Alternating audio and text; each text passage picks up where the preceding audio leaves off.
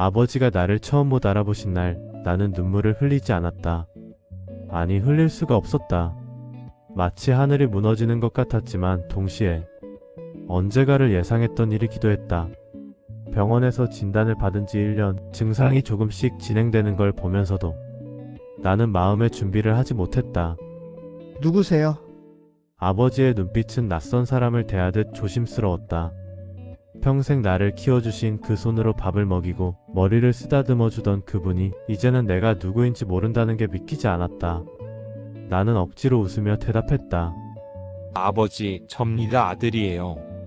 아버지는 고개를 끄덕이셨지만 그 눈빛은 여전히 의아함으로 가득했다. 처음에는 버거웠다. 같은 말을 하루에도 수십 번씩 반복하시는 아버지를 보며 나는 점점 지쳐갔다. 밥 먹었어? 라는 질문을 5번째 들을 때쯤이면 나도 모르게 짜증이 났다. 아버지, 조금 전에 같이 먹었잖아요. 목소리가 날카로워지는 것을 느끼면서도 멈출 수 없었다. 어느 날 아버지는 갑자기 집을 나가야 한다며 짐을 싸기 시작하셨다. 고향에 가야 해. 아버지가 나를 기다리고 계셔. 이미 세상을 떠나신 지 20년이 넘은 할아버지를 나는 어떻게 설명해야 할지 몰라 그저 조금 있다 가세요 라고만 되풀이했다. 아버지는 하루 종일 문 앞에 앉아 외출 준비를 하셨고 나는 그런 아버지를 바라보며 가슴이 찢어지는 것 같았다. 밤에는 더 힘들었다. 아버지는 자주 악몽을 꾸셨고 한밤중에 소리를 지르며 깨어나셨다. 도둑이야. 누가 내 돈을 가져갔어. 나는 잠옷 차림으로 뛰어가 아버지를 진정시켰지만 아버지는 나를 의심하는 눈초리로 바라보셨다. 때로는 나를 도둑으로 여기시기도 했다. 그럴 때마다 나는 가슴 한편이 무너지는 것 같았다. 낮에는 직장일로 바쁘고 밤에는 아버지 돌보는 일로 잠을 설쳤다. 친구들과의 약속은 모두 취소했고 나만의 시간이란 건 사치가 되어버렸다. 거울을 볼 때마다 점점 늙어가는 내 얼굴이 낯설었다. 50이 넘은 나이에 나는 내 삶이 아닌 아버지의 삶을 살고 있는 것 같았다. 어느 날 나는 한계에 다다랐다. 아버지가 또다시 밥 먹었어? 라고 물으셨을 때 나는 참았던 감정이 폭발했다. 아버지, 제발 좀 정신 차려주세요. 소리를 지르고 나서야 아버지의 놀란 표정을 보았다. 어린아이처럼 움츠러드신 아버지를 보며 나는 그 자리에 주저앉았다. 내가 무슨 짓을 한 걸까? 평생 나를 사랑해주신 아버지에게. 그날 밤 나는 오래된 앨범을 꺼냈다. 어린 시절 사진 속에서 아버지는 환하게 웃고 계셨다. 나를 안고 나의 손을 잡고 나를 업고 계신 아버지. 사진 속 아버지의 눈빛은 사랑으로 가득했다. 나는 사진을 보며 울었다. 왜 나는 그 사랑을 기억하지 못했을까?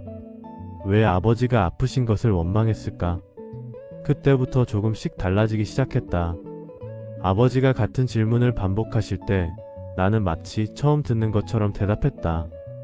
네, 아버지 아까 맛있게 드셨어요. 아버지가 외출 준비를 하실 때도 함께 앉아 옛날 이야기를 나눴다. 할아버지가 정말 보고 싶으시죠? 저도 할아버지가 보고 싶어요. 조금씩 아버지를 이해하게 되었다. 아버지도 무섭고 혼란스럽고 외로우시다는 것을, 자신의 기억이 사라지는 것이 얼마나 두려운 일인지, 나를 못 알아보시는 것이 아버지에게도 슬픈 일이라는 것을. 아버지는 고통받고 계셨고 나는 그걸 이해하지 못했던 것이다. 하지만 현실은 냉정했다. 아버지의 상태는 점점 악화되었고 나 혼자서는 감당할 수 없는 지경에 이르렀다. 아버지는 이제 혼자서는 화장실도 가지 못하셨고 밤낮이 바뀌어 잠을 주무시지 않았다. 나는 매일 녹초가 되었고 직장에서도 실수가 잦아졌다. 요양원을 알아보기 시작했을 때 나는 스스로를 용서할 수 없었다. 이건 아버지를 버리는 것이나 다름없다고 생각했다. 평생 나를 키워주신 아버지를 남의 손에 맡긴다는 것이 죄책감으로 다가왔다. 밤마다 나는 괴로워했다. 과연 이게 옳은 일인가? 나는 불효를 저지르는 것이 아닌가? 요양원을 방문했을 때 나는 예상과 다른 풍경을 보았다. 깨끗하게 정돈된 방, 친절한 간병인들, 그리고 무엇보다 아버지와 비슷한 상황에 있는 어르신들. 함께 노래를 부르고 함께 식사를 하고 함께 산책을 하는 그들을 보며 나는 생각했다. 어쩌면 이곳이 아버지에게 더 나은 곳일 수도 있겠다고. 아버지를 요양원에 모신 날 나는 하루 종일 울었다. 아버지의 짐을 정리하면서 아버지가 아끼시던 물건들을 챙기면서 나는 끊임없이 눈물을 흘렸다. 아버지는 새로운 환경을 이상하게 여기셨지만 간병인의 따뜻한 손길에 조금씩 안정을 찾으시는 것 같았다. 그날 밤 집으로 돌아온 나는 텅 빈 아버지의 방을 바라보았다. 아버지가 사용하시던 물건들, 아버지의 향기가 남아있는 이불, 아버지가 좋아하시던 액자들. 모든 것이 그대로인데 아버지만 안 계셨다. 나는 아버지의 침대에 누워 또 울었다. 시간이 지나면서 나는 깨달았다. 요양원에 모신 것이 아버지를 버린 게 아니라는 것을. 오히려 아버지를 제대로 돌보기 위한 선택이었다는 것을. 전문적인 케어를 받으시고 또래 어르신들과 함께 시간을 보내시는 아버지는 예전보다 안정적이셨다. 나는 매일 요양원을 찾았다. 아버지는 여전히 나를 못 알아보셨지만 나는 괜찮았다. 아버지의 손을 잡고 아버지가 좋아하시던 노래를 불러드리고 아버지와 함께 산책을 했다. 아버지가 나를 아들로 기억하지 못해도 나는 아버지가 내 아버지라는 것을 알았다. 어느 날 아버지께서 갑자기 내 손을 꼭 잡으셨다. 그리고 말씀하셨다. 고마워요. 짧은 한마디였지만 그 순간 나는 아버지가 무언가를 느끼신다는 것을 알았다. 비록 내가 누구인지는 모르셔도 내가 아버지를 사랑한다는 것은 느끼시는 것 같았다. 50이 넘어서야 나는 아버지를 진정으로 이해하게 되었다. 어린 시절, 청소년기 그리고 성인이 되어서도 나는 아버지를 제대로 알지 못했다. 아버지의 희생을, 아버지의 사랑을, 아버지의 아픔을.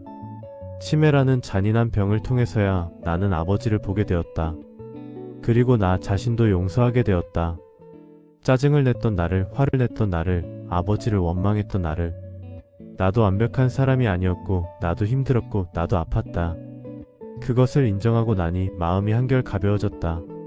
지금도 아버지는 나를 못 알아보신다. 하지만 괜찮다. 나는 아버지를 알고 아버지를 사랑하고 아버지를 기억할 것이다. 아버지가 나를 잊으셔도 나는 아버지를 잊지 않을 것이다. 아버지가 나에게 주셨던 모든 사랑을, 아버지가 나를 위해 흘리셨던 모든 눈물을, 아버지가 나를 키우시며 견뎌내셨던 모든 힘든 순간들을. 오늘도 나는 요양원으로 간다. 아버지의 손을 잡기 위해, 아버지와 함께 시간을 보내기 위해. 아버지는 오늘도 나에게 물으실 것이다. 누구세요?